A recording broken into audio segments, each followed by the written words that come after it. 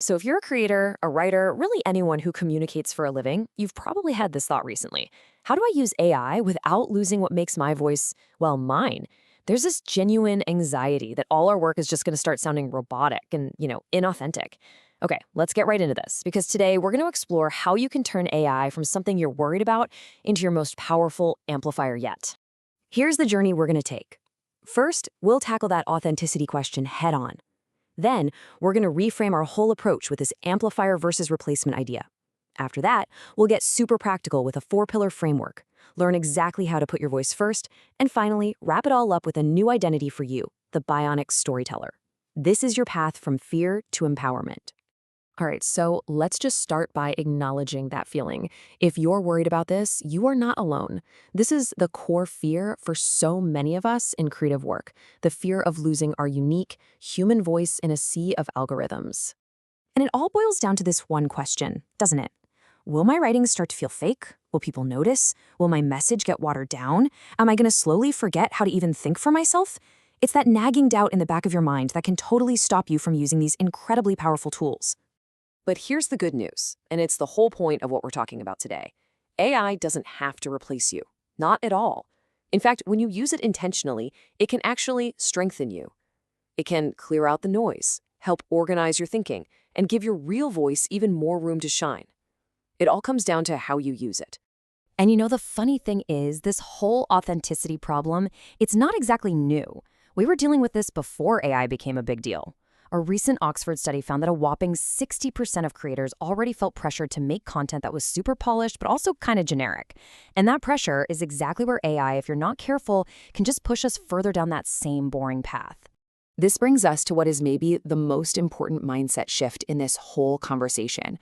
We have to stop thinking of AI as a replacement for us and start seeing it as an amplifier of us. Seriously, this is the aha moment that changes the entire game. And this shift gives us a new goal, to become a bionic storyteller. Now, this isn't about becoming a robot. It's about being a modern creator who smartly uses tools to support and extend their own natural human voice. You're still the artist, you just have a much cooler paintbrush now. And when you put these two mindsets side by side, the difference is night and day.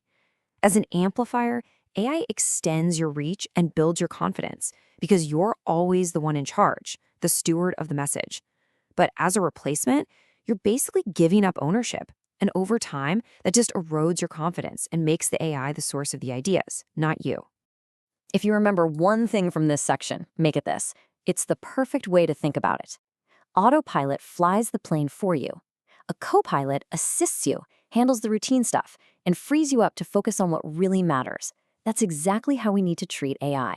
And hey, this isn't just some nice-sounding theory. The data really backs this up. A big study by Workday found that a staggering 93% of people feel that AI actually lets them focus on more important, human-centric work. But here's the key, only when it's used intentionally. The difference is whether you're outsourcing your thinking or scaling it. Okay, so we've got the mindset on lock, but how do we actually do this? How do we put it into practice? Well, that's where we need a solid game plan. So let's dive into the 4-pillar framework for authentic AI collaboration.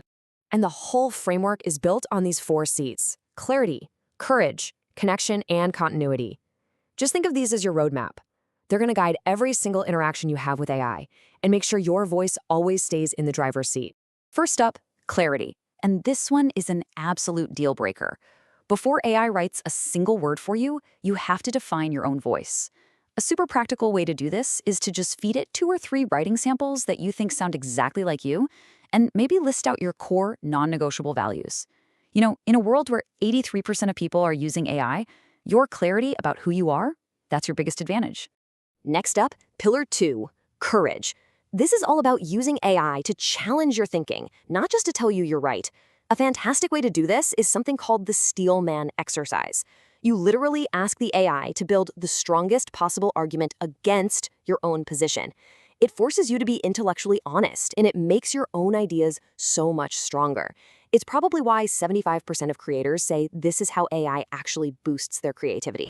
Pillar 3 is connection, and this follows a really simple but powerful rhythm: human, AI, human. So you start. You begin with your own raw thoughts, your intentions. Then the AI can come in to help structure things or expand on your ideas.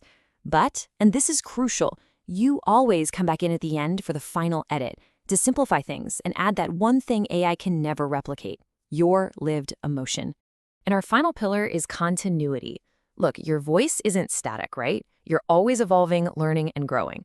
So your AI prompts need to evolve too. A good rule of thumb is to review and update your AI's digital twin, those writing samples and values you feed it, about every 90 days. And then always ask yourself, does this output still sound like the person I am today? So now that we have the framework, let's get into the nitty-gritty, the practical, everyday techniques that will make sure you are always in control. This is where the theory gets real. Let's go back to that human AI human rhythm, but let's call it what it really is: a sandwich. Think about it. You are the bread. You start with your raw ideas, and you finish with that final layer of personal insight and emotion. The AI, it's just the filling. It helps organize things, but it never defines the meal. You do. And now for what might be the single most important rule to protect your voice. I call it the draft first doctrine. Before you even think about opening an AI tool, just write a rough version yourself. Seriously, even if it's just a few messy bullet points. This isn't just about being productive, it's an active choice to keep your own thinking muscles strong. This table really just lays it all out, doesn't it? It shows the two paths you can take. If you use AI as a replacement, your insights are algorithmic, your tone is generic, and you end up chasing volume over value. But with amplification, your insight comes from your actual lived experience. Your tone creates real connection, and your values are intentionally woven into everything, which leads to both efficiency and way deeper engagement. You just have to ask yourself, which column describes the creator I want to be? So let's bring it all home. This whole thing isn't about becoming an AI expert.